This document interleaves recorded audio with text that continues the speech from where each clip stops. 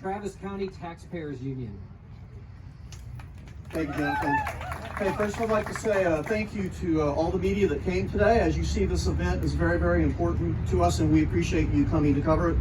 God bless you guys all for coming, and let's bring more and more the next time. So, the Travis County Taxpayers Union issued a statement this morning. I have a copy of that. I won't go into it. I'll answer any questions if you have those later. We support everything that you just heard through these other terrific groups. We are calling on the bad faith the five trustees who tried to unlawfully censor the two good trustees we have. We have Dr. Bone, we have Captain Weston. These are excellent trustees. They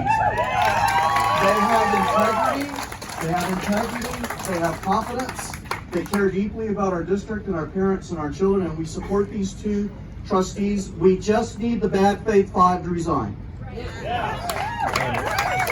That's all I've got for now, and appreciate you guys coming again.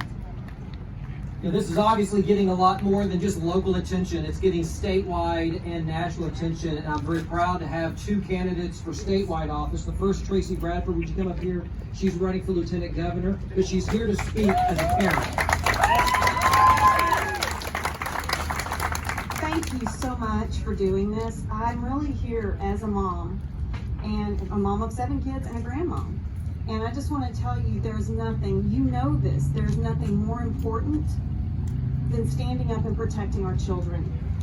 And I can tell you as a lifelong activist, what I'm seeing now thrills my heart, because it says, parents say enough. Don't ever let them stop you. I want you to know, we drove down here from Grapevine today because we wanted to be here. I've been watching what's been going on in Round Rock, and it has been shameful. They are weaponizing a service. They are supposed to be in a role as a service, and they have weaponized that against you, the parents. So I say thank you from the rest of the people around Texas watching this, and the eyes of Texas are on you. God bless you. Thank you very much. We also have gubernatorial candidate Lieutenant Colonel Alan West. Colonel West, would you share a few messages of support for this family?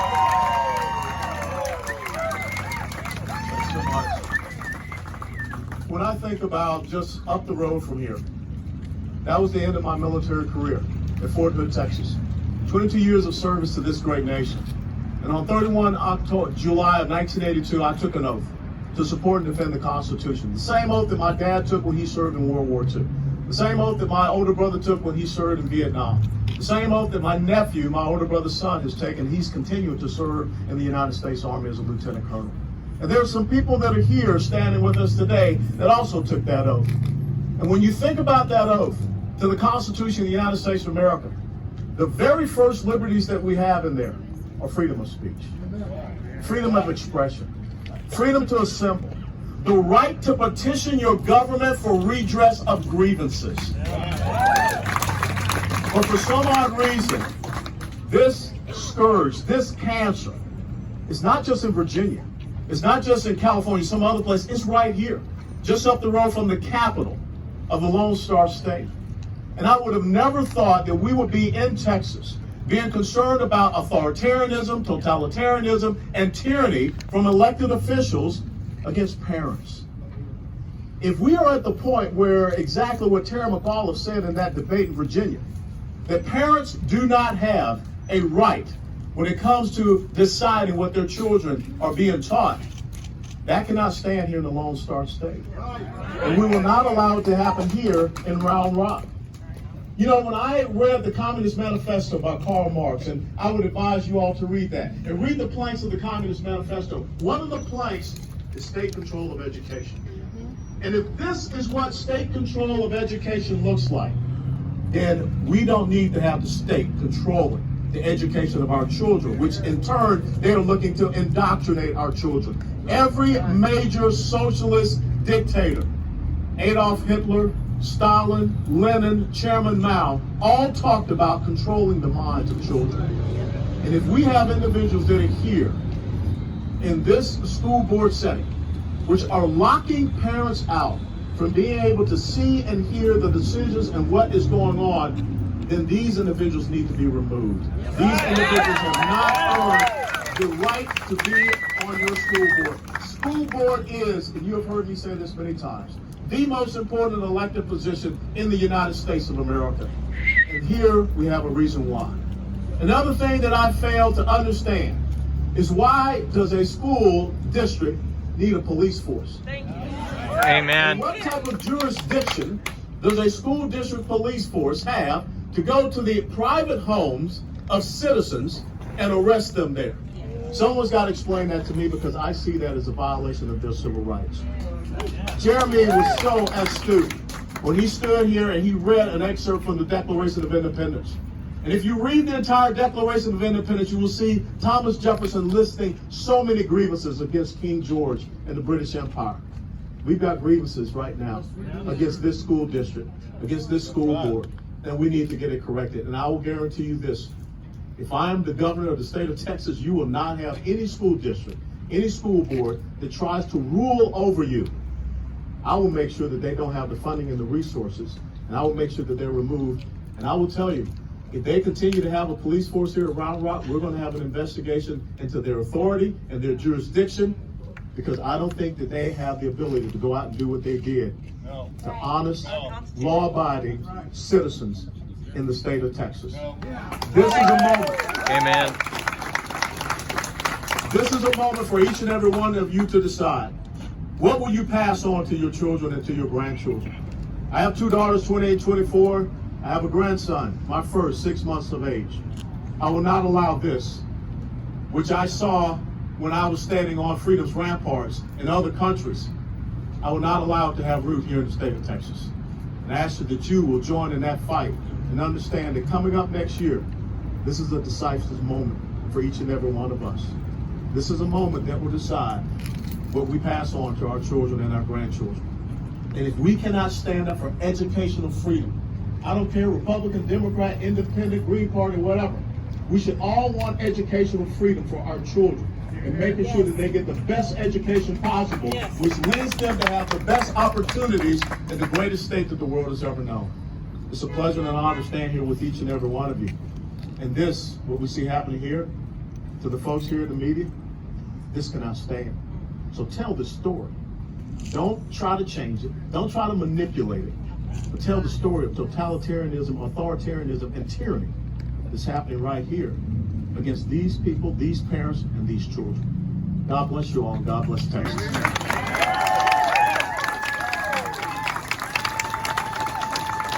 Who thinks that we should have an open government and be able to speak to the school board? Who thinks that the parents are the ones that are in control of how their children are educated? Well, I just want to thank everyone for coming out here. We support the parents. We support the children. We support freedom and democracy. Thank you. The speakers, if you guys want, we will take a few questions if the press has any questions.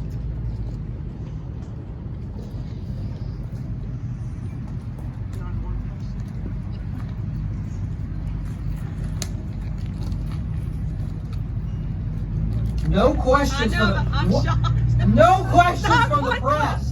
Are you going to ask them if they're going to open the meeting? Where are you, gentlemen, the fathers that were arrested in your homes? So where are you in litigation against them right now? That's a very good question. So the charges were filed, I believe, a little over 2 months ago, and the county attorney is still sitting on them. We're not sure exactly why, but it is interesting that we're 2 months in now for a misdemeanor charge, and the county attorney can't figure out whether or not he's going to charge us with this misdemeanor. So not really sure what's happening with it, but right now we're kind of in a hold pattern. We can't really do anything until those charges are, until he decides whether or not he's going to prosecute. So you can't attempt to sue the school district or the school committee or anything. You can't take any action until you see whether the charges will go through? No, we can seek a civil lawsuit, and we're in the process of working with lawyers to walk down that road to see what that looks like. So I did some investigating. Williamson County Sheriff is the one that had the warrant put out for you guys. Well, so to clear And what up, for and who did that? So to clear up a couple of details that I think a couple of news organizations have maybe gotten a little wrong, and it's just for lack of clarity, is the school district here, the Round Rock ISD Police Department, was the entity that issued the affidavit for warrant for arrest. And then they coordinated with the Williamson County Sheriffs to have us arrested. And the interesting thing about that is that the Williamson County Sheriff's Department has a COVID policy, arrest policy right now, where they are not making arrests for misdemeanors like ours. They're only making arrests for DWIs, assaults, and felony charges. So very interesting. The missing puzzle piece here is who from this school district, the chief of police, the superintendent, the board president, all three. I don't know. Somebody made something happen, pulled a string in the background to take us off the streets because we're very dangerous criminals and I guess a danger to the community. Collaborating. Conspiracy. Right after the original incident happened, when I was literally drug out of the school board meeting for doing nothing other than speaking, never raised my voice, nothing. I didn't raise my voice until they pulled me away from the microphone, and then I continued my speech so that everyone could hear me. But when that happened, they did not arrest me. That 30 days later, they showed up at my home, threatening one of my children, trying to get me to come out of the house, collaborating with the sheriff's department to then put us in jail. On a Friday. And on a Friday afternoon, late on a Friday afternoon, so that we would have to stay there overnight. Now, they told us that they would let us out. They were just sort of, not really trying to, they didn't know what's up with the school district, and they were just trying to do their job. That's what they told us, and that we would be turned around very quickly and be allowed to leave. However, once they closed the door behind me, the next thing I heard was, you're going to be here all night. And I said, but the other guy just told me, the other officer just told me that that's not true. And he said, well, you must have misheard him. I promise you I did not mishear him. I did not mishear them when they threatened my child for arrest because he didn't want his dad to come out of the house. I didn't mishear them when they spoke to my wife on the phone and scared her out of her wits. I didn't mishear them in any of that. I didn't mishear them when they locked me in a jail that night. What I did do was speak out of the public school board meeting calmly, and they got arrested unlawfully by a school board. And if the school board can sit, we don't want the rest of our county to be wrapped up in this mess. But the school board's deceit, I believe, and their quest for power, in my mind, in my opinion, has led to involving other elements of our county. They originally weren't involved. And the source, though, isn't the sheriff's office. The source is these 5 bad faith school board members and the superintendent. You see, when he was first hired in our district, many of us were there. And we said, could you just vet this guy for 1 more week? That's all. We don't know. Could you do it? Because he has some sort of a history from Loudoun ISD of using the school district police force to silence people. We said that to them back in June or May, was it? May or June. And they ignored us and immediately proceeded with a vote. They went 5-2. 2 board members boldly stood for that vetting, said we should at least take a week to look at it. That was Daniel Weston and Mary Bone. The other 5 said, no, we've got to rush through this. I couldn't figure out why they did that night. Until, right after the vote, as I was sat there, I turned around and the board president said, now, we have the superintendent with us tonight. And I watched them pull him out of the back room behind me. And they said, he drove here 6 hours. And then I watched the 2 board members who had valiantly voted for just a little further vetting say, we weren't told this. Is this on the agenda? What's going on here? They were completely surprised.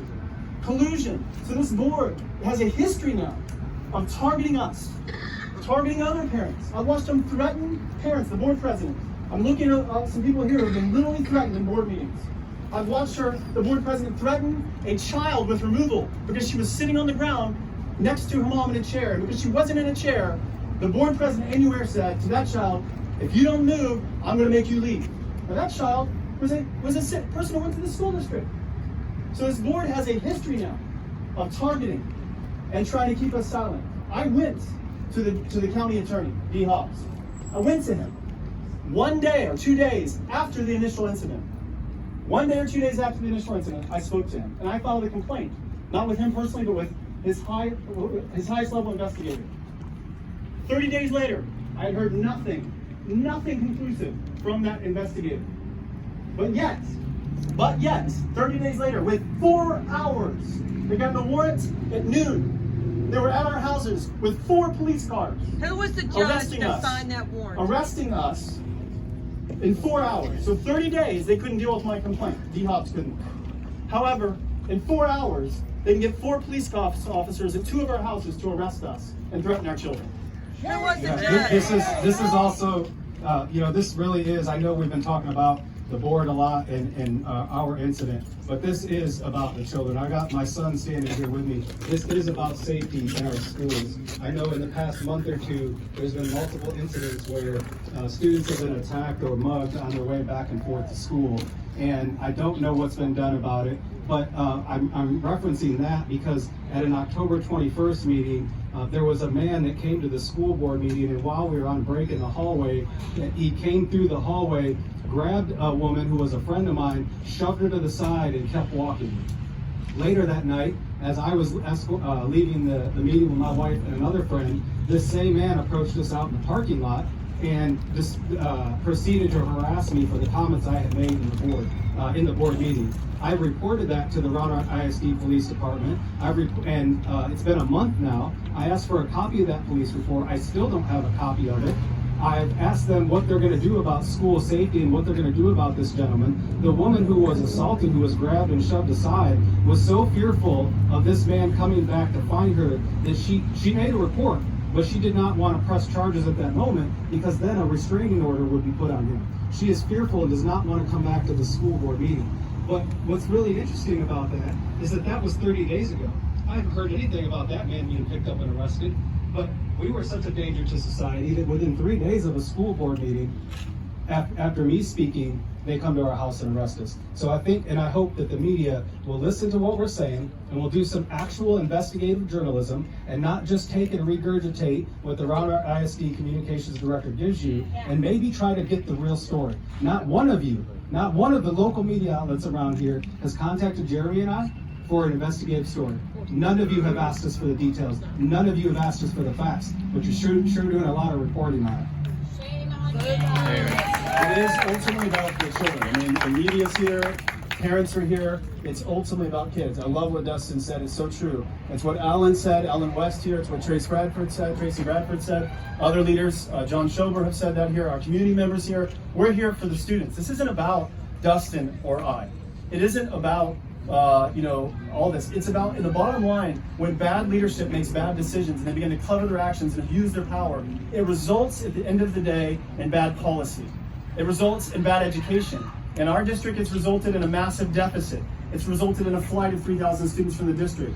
It's resulted in teachers resigning in mass. It's resulted in teachers, not enough substitute teachers, so teachers are now having to work double shifts and things during their day rather than take their breaks. These things have real-world implications on real-world people who are trying to help children. And it affects the children themselves as well. And so what more than anything that we're standing for, and we're saying enough is enough, is that the children are at stake. How can I say that? You think it's just because anyone who might report otherwise? Let me tell you something. For over 25 years, I have served students in this country. That's what my nonprofit does. I've worked with students from high school to college. 25 years. I've helped be a part of seeing my own kids succeed, even one of my own kids who has a disability, helping him succeed in academic environments. It's very important to me to serve students. And that is what really irks me. That people are putting their own personal, political, and whatever power trip ambitions ahead of just simply, properly educating students. Here.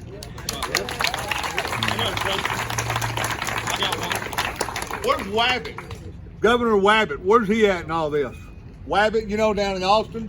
Why is he not saying something? Why is he letting stuff like this happen? I don't know. Does anyone know where Governor Abbott is? Why can't you ask Wabbit about this? Why don't he do something? And who was the judge? And there's big dark Wabbit hole. Maybe we shouldn't even vote for that. Citizen journalist question. Is there any George Soros organization or money involved in electing any of these people or the local judiciary? I have no idea to that question. We'll do our homework. Do your homework. do your homework and vet everybody. I don't know where Governor Abbott is. Well, guys, I want to thank Jeremy, Dustin, the speakers. Thank you for doing what you're doing for the kids, for the good teachers, for the people in this community. We want to support you. Colonel West, thank you for being here. Tracy, thank you for being here. Statewide candidate. Yay! Caitlin, let me have you come over here real quick. We do want to support Jeremy and Dustin and some of the other people that have been involved. We do have a flyer. There's a QR code. If you want to support these guys and help them with some of their legal expenses and other things, you can pick up a flyer from Caitlin and she'll give you the QR code. Everyone, thank you very much. God bless and God bless country. God bless Texas.